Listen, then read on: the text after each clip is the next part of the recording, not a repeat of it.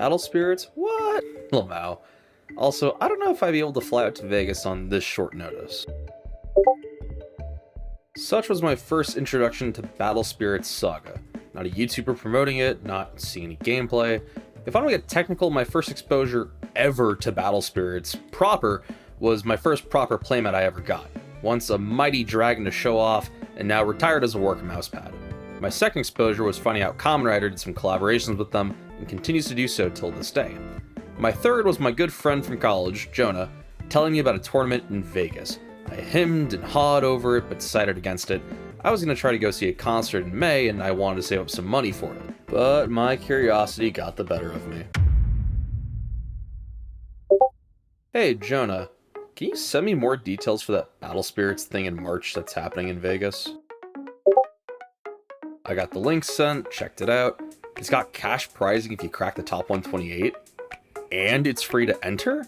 I won't even need to pay for a hotel because I have family out there and they just hook me up with a room. I mean, there's gotta be a catch to this, right?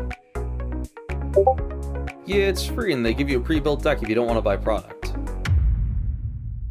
God damn it, I gotta spend money on this if I want to bother winning, don't I? Fine. The tournament's March 24th. I'm going to learn this game in a month as best as I can, go to Vegas, and wreck some house. And so begins my journey as a card game aficionado to learn a whole new system in a month, spend a couple $100s on cards, and go win some money. I mean, it's Vegas. Where else can you partake in such high-stakes gambling?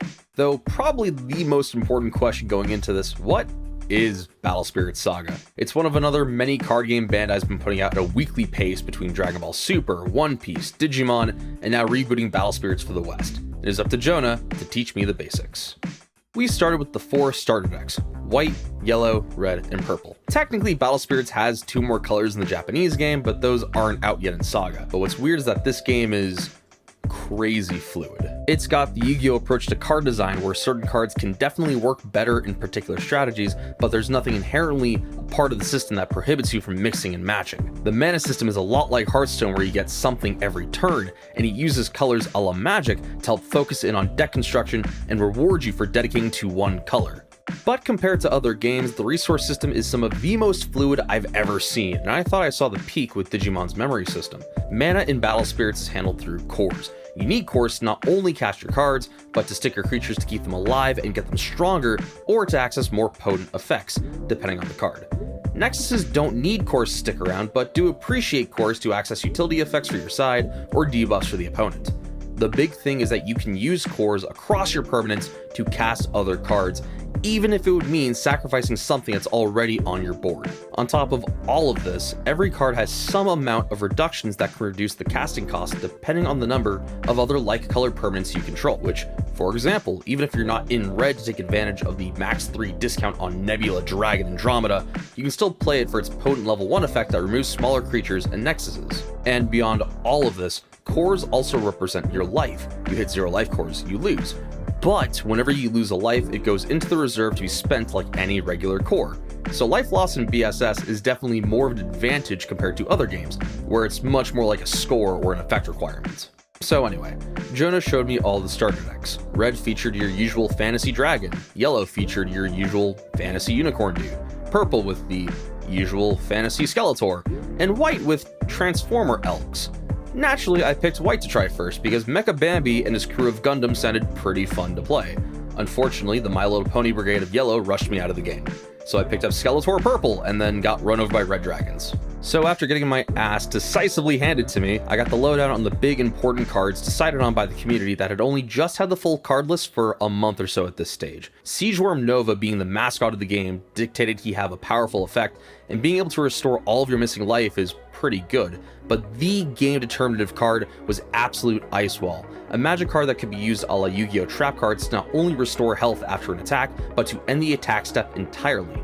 Even though it's in white, every deck is basically required to max out on it. So after that introductory session, I took to the card list and tried to figure out what I wanted to play. I quickly gravitated to yellow, which, unfortunately, under the community's impressions, was the weakest of the 4 available colors, which is kind of understandable. The creatures don't really get too big, and while they have the only true magic-based board wipe in the form of Exhaust Nexus, the rest of their magic lineup is rather weak. But what caught my eye was a keyword found across a number of their creatures: Luster. At the end of combat, you return any magic cards used back to your hand if the creature sticks around.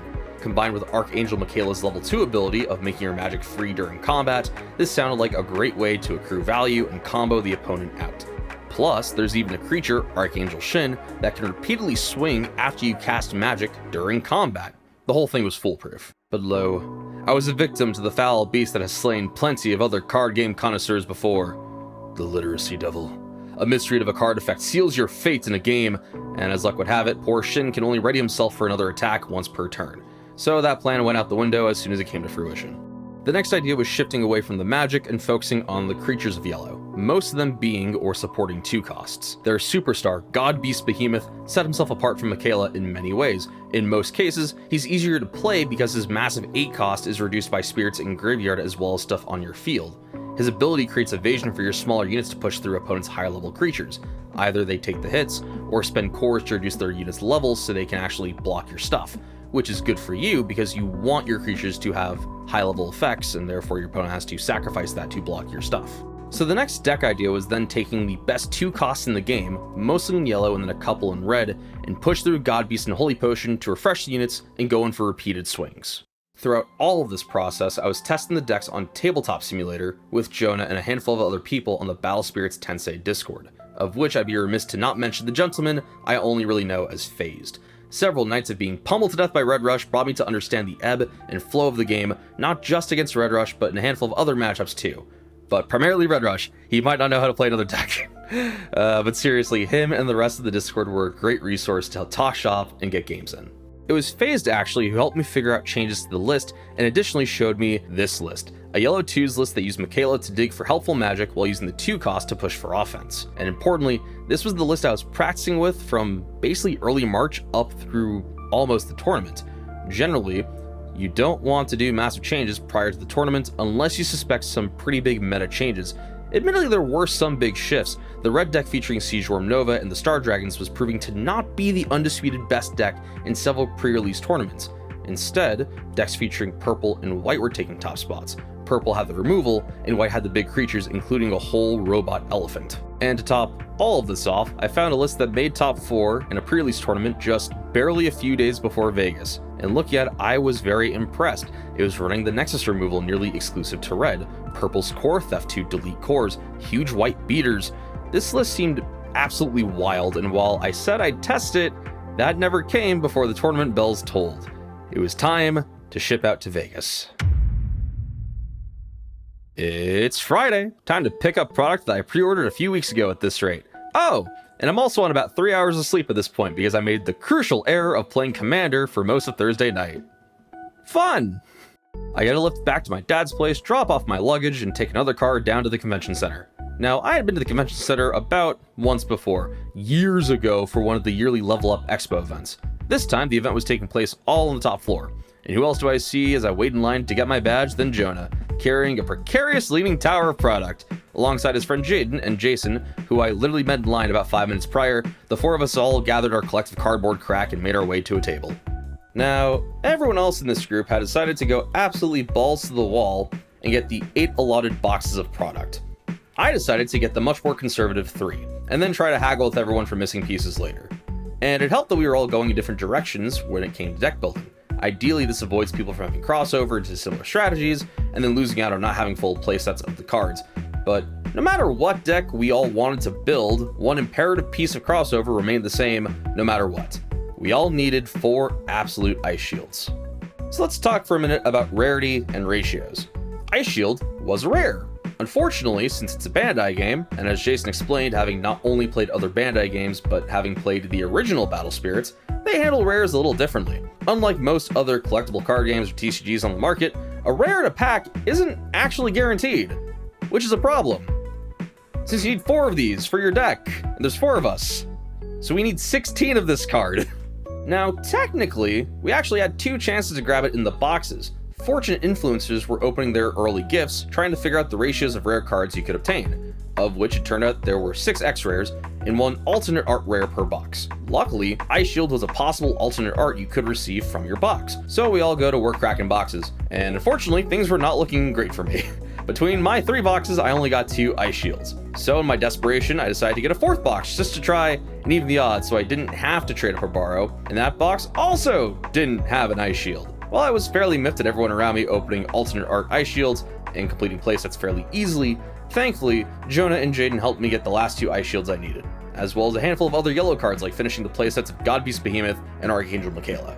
But around the time we finished cracking the boxes and then trying to sort it all out, I started getting some serious sensory overload. It's not like I hadn't seen my amount of cards before, whether it was the tournament nerves, lack of sleep, or just the sheer amount of cardboard towers around me. It was starting to get to me. So we decided we'd drop all of our stuff off at Jonah's hotel room, get some lunch, and then get to sorting and putting decks together to build. And ultimately, I decided to go with the new deck I had literally no practice time with. And when it was all said and done, after sorting and finally building the deck, I'd play with it for maybe 3 hours before driving back to my folks' place and passing out after running on probably the minimal amount of sleep someone can do. Tomorrow was going to be a very, very long day. Woke up to an adrenaline rush at 9 a.m. Tournament check-in starts at 9:30, and I still had to write down the deck list, and that was a solid 20-minute drive to the convention center venue hall. Thankfully, my parents are fucking killers! Got some food ready for me as I was jotting down the deck list together. But as I was writing down the list, I realized something potentially awful. I have been playtesting the deck minus 2 copies of Royal Potion, which might be an issue. But unfortunately, I didn't really have the time to consider the consequences of those actions. I had to get to the venue. So with a bag of lunch in hand and a good family breakfast, I raced out to reach the convention center. With 15 minutes to spare, I submitted my deck list and met up with the crew. Jonah had decided on a red-purple list he'd been tweaking for a while. Jaden and James were going with variants of purple. And when the 10:30 tournament time was called, nothing really happened. We were still waiting for it to start. And then 10:45 came. And nothing. Then 11. Then 11:15. Until finally, at 11:30, the tournament went underway with a player meeting that gave us the lowdown on general rules and an opening ceremony by the game's lead designer. Though some of the rules for time they explained were pretty crazy compared to other games. Recommended time to evaluate a board state, for instance, was 10 seconds, though myself and the people around me collectively turned their heads and could only disgustingly question who thought of that idea. The other rule handled end-of-round procedures. If game 1 or 3 don't have a decided winner by the end of overtime turns, it's a tie. But game 2 was a special little shit. If you don't have a winner decided by the end of the round, the match goes to the winner of game 1, which is an issue when the expected field is control decks that want to spend a lot of time in a single game. I can't possibly imagine how that comes up later. With the understanding of the day going either to 9 rounds or until 1 undefeated player was left, the tournament finally commenced. Round 1, Table 8, Fight. Tables in a tournament generally represent how far up you are on the bracket. The lower the table number, the higher in rank you're at. Spoiler alert, but this is the lowest table number I get to. I'm playing against purple, which has a number of outs to yellow. It was also a mess of a game for all the judge calls we had to make for clarifications and understandings, enough so much that we actually had to get a 6-minute time extension. And honestly, maybe I should have been a bit more of a jerk about slow play. But he took game 1, and I didn't have enough time to take game 2. So my opponent was declared the winner of the whole match. Though we didn't do the extra turns, this was later clarified that you're supposed to. Though, props to my opponent, he was advocating for me to at least have a shot. But I was definitely not too happy at that point. So, a pleasant but terse GG, and we moved on. Round 2, Table 192, Fight. Getting shunted all the way back to almost 200 tables was not a good time. Though at least I had a decent back and forth with my opponent, cool guy. Between the big white creatures I had and my surprise core theft, we had a pretty fun thing going. Though the not good thing was game 1, going 57 fucking minutes, and I still lost! I think I played as best as I could, but man, the last play was a pain in the ass that I could have potentially avoided by better play on the micro level. But by that point, there was no way I could rush a game 2 win, so I scooped it up. Again though, cool guy. Round 3, Table 163, Ready, Fight. Yeah, I'm not doing so hot at this point, and further not helped by getting rushed down in game 1. I had to get my game face on, but luckily, I was rushed down fast enough to get the gears going. This white Nexus deck was tricky, but finally after 6 games, I took my first win of the day. and it only continued on to game 3, where I got my first match win of the day. I was riding high and feeling relieved I finally got somewhere. Admittedly, it helped that the guy was playing mostly the white, purple, and red demo decks smashed together, but it was a good mood elevator, and the guy was nice enough to play with. Break time between rounds 3 and 4. The tournament has been rocky at this stage too. It's almost 5 o'clock, and the app they told us to use for pairings has been so notoriously buggy we have to resort to the slightly more stable web page. But a nice family-made sandwich and some granola bars was nicer to eat than to rely on what was apparently $15 chicken tendies. Round 4. Table 150. Ready? Fight. Slightly higher in table numbers and against another white deck. Though honestly, this is where the memory of the day starts getting a little foggy. Though I do remember I won 2-0 through a good effort of Caladrius, the bird boy, who my dislike for was slowly disappearing as the day progressed, and Royal Potion to swing in for multiple attacks. I was finally getting to the point where my games would end with a decent amount of time in the round remaining, which honestly was pretty huge. It's a period to zone out, reset your head, and breathe before the next game. My record was finally looking on par with almost the rest of the crew, and hell, Jaden got his first dub of the evening too here. Round 5. Table 116. Ready?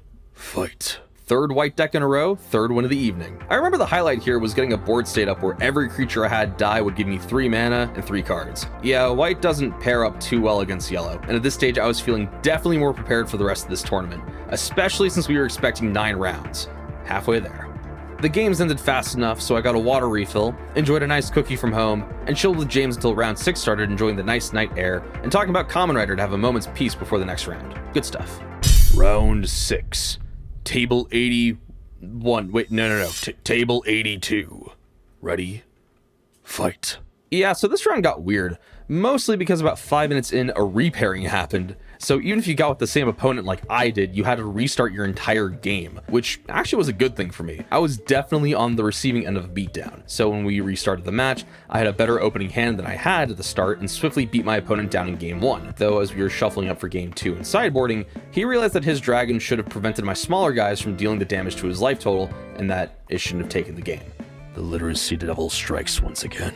I admittedly sort of shrugged since he had conceded the game at this point. We were both shuffling back up. He shook it off as being tilted and we moved into game 2. In game 2, I'm actually able to not only force him to use Seagorm Nova early, but I'm able to show a lethal push and he scoops it up. I'll admit though, I don't know if my push would have actually done him in, but he took the L and we take those, especially with a cash prize on the line. Unfortunately, the first casualty of the evening, James, dropped in the event, as an X4 record is not nearly good enough to make it to the top 128 prizing. But as we're waiting for round 7 to start and seeing the general positions of people, we start talking placements, and I vehemently deny wanting to know where I stand. I know that if I know, I'm going to be way more paranoid going into the back half of this tournament, and I'm not going to risk that. All I know is that Jonah's sitting somewhere around 90th, Jaden is somewhere in the hundreds. I'll check mine out when I have a better idea if the tournament's actually going to end soon or not. So I finished my last cookie from home and hope that between the sugar and the water, it's going to be enough to keep my head going to the end. Round 7. Table 51. Ready? Fight. By this point, it's 9 o'clock. People are getting tired, including me. And I noticed my headache that had started around round 5 is just a little more worse at this stage, but I know I can still play it cool and persevere. I sit down with a pleasant opponent, though as I'm about to take game 1 with Bird Friend and Royal Potion, he calls a judge. So what had happened was I'd used Core Theft to remove a blocker, and he took the damage, so I had assumed he had no responses and I could perform my game-winning blow. He was under the impression that my window for this had passed. Across this whole process, we were also talking about where the cores from Core Theft need to go, since I had seen them go into the wrong place. Ultimately, the judge rules in my favor since I explained my thought process about how the flash step communication needed to be going. Unfortunately, he does get a warning from the judge team at the start of game 2, but there are no hard feelings. We then go through game 2, and I take it there too. I did sit talking with him a while afterwards, just venting about the tournament and matchups, etc, etc. I leave to refill my water and try to overcome the absolute headache that I know I'm still going to have going to the next round. But then me and the gang start looking at the matchups. Going into this round, there's only 3 undefeated people left. If some of them, let's say, tie perchance, the day's over. And that's exactly what happens. I finally decide to check my placing. 63rd. I was absolutely over the moon. Over the next few minutes though, I came down a bit because the rest of the results came in and I got bumped to 66th out of the 417 entrants. But it really sank in. Besides the fact that I did the best out of my group, I met my goal and almost exceeded it. I realized I had some real competency behind this game. So what else can you do but get in line for your prizes to get emailed to you, get some drinks at the Strat, and go on the hunt for food? You might begrudgingly decide Denny's after it was memed to all hell and back, but then you'll find a cooler ramen shop in Chinatown and get some 2 a.m. ramen and Super Saiyan nachos with the crew. All in all, I'm really happy Jonah talked me into this. Hell, I got to finally have some drinks with him since I only turned 21 right at the start of COVID when every bar near our college just shut down. So thanks to him for telling me about this in the first place. Thanks to the Tensei Discord for showing me the ropes of what's competent and what's not. And thanks to Bandai for doing this big launch event for Battle Spirits. I'm not sponsored, but I'm definitely open to it. As for what's next, guess we'll wait and see when the next big tournament comes out. I mean, the game officially drops at the end of April. We'll see what happens then. Till then, I've been Josh. I placed 66th at the Vegas launch event, and I'll see you next time.